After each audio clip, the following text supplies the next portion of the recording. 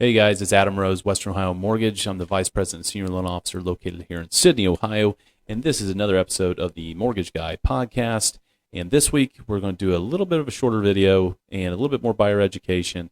It's going to be 5 things that you shouldn't do or shouldn't worry about or something along those lines for buyers when you're getting into the market to purchase your first home.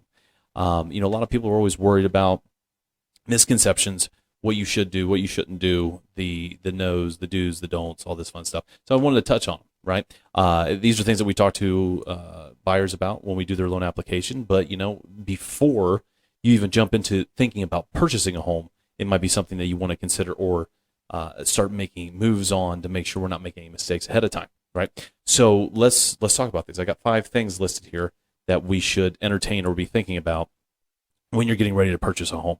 So number 1, don't shop for a house without getting pre-approved, okay? This isn't just for me or yourself. This is also for your real estate agent, right? You call up an agent, you find a house online, you're like, hey, I want to go check this place out.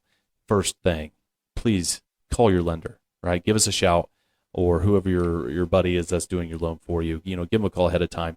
Let's start that process. We want to make sure the credit's there, right? We want to make sure the income's there. You're not falling in love with a house that you can't quite afford. Or maybe it's in a certain area and you have to go with a certain loan program and you don't have the money for the down payment.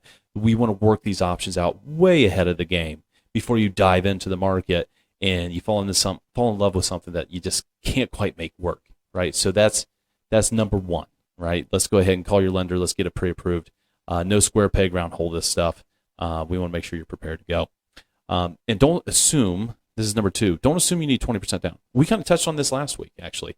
There's a lot of loan programs out there that can help consumers that don't have a ton in savings or readily available for a down payment, or don't even want to allocate that much money that they've saved for a down payment. You have even with conventional financing, right? A lot of people think, hey, if I go conventional, I got to have 20% down or whatever it is. You can go as low as 3% down, right? There's other restrictions that apply, of course. But you can go as low as 3%. FHA is 3.5%. You got VA programs out there at 0 money down. USDA programs at 0 money down. So don't always assume that you have to have this large down payment.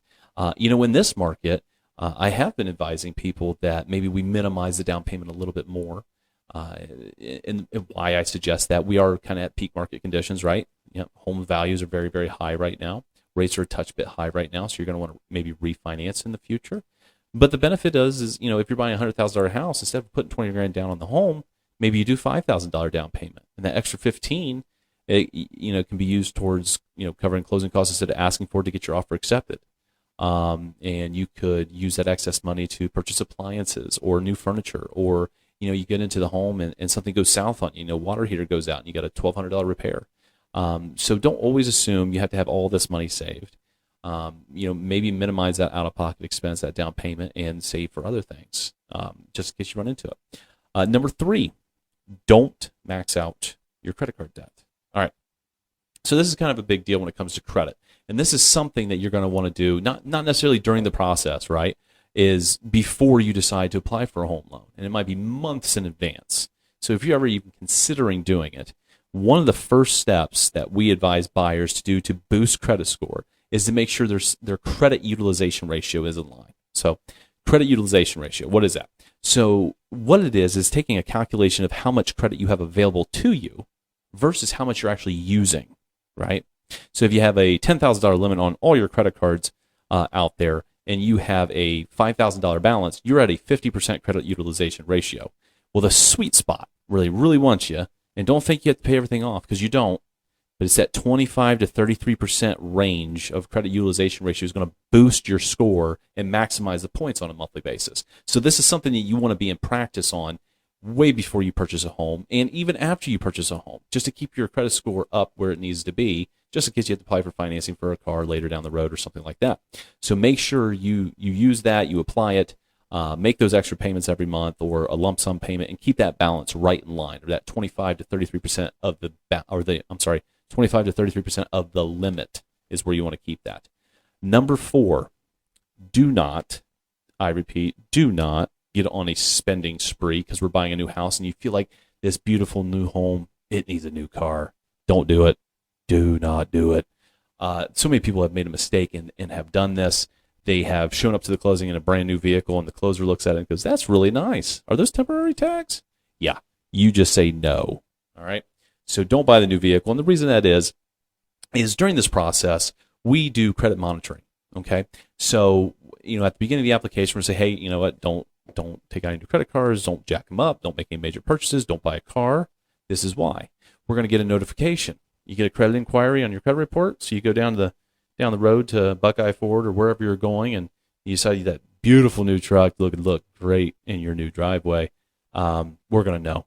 We're going to find out. So we get an email notification. Your credit gets pulled, and it's going to tell us if something new was taken out. And the reason it's a no is because we now have to count that new debt into your debt to income ratios, and you may not qualify anymore, even if you're right up to the finish line. Okay, just don't do it. Don't do it. Number 5. This is the most important one. Do not quit your job.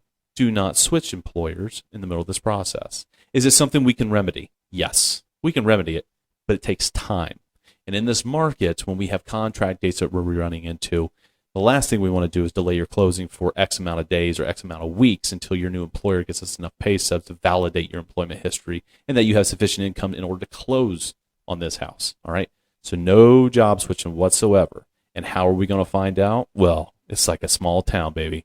We're going to find out. And the reason is because we're going to call your employer about 24 to 48 hours in advance of closing just to make sure you didn't make that change. And it's just a verbal verification of employment. And it's happened. I think every agent that might be watching this, it's happened to them. Same thing with the vehicle purchases. So just avoid it like the plague. All right, guys? The market's already hard enough. Let's not make it any harder on ourselves. We're getting to the finish line. Don't mess it up. And that's all I got for you this week, guys. So follow those tips. Let's get you prepped and ready to go to buy your new home. And again, take a look at our podcasts on Apple Podcasts and Spotify. Love this channel. Like it, share it with your friends, and subscribe on YouTube. And we will catch you guys next week.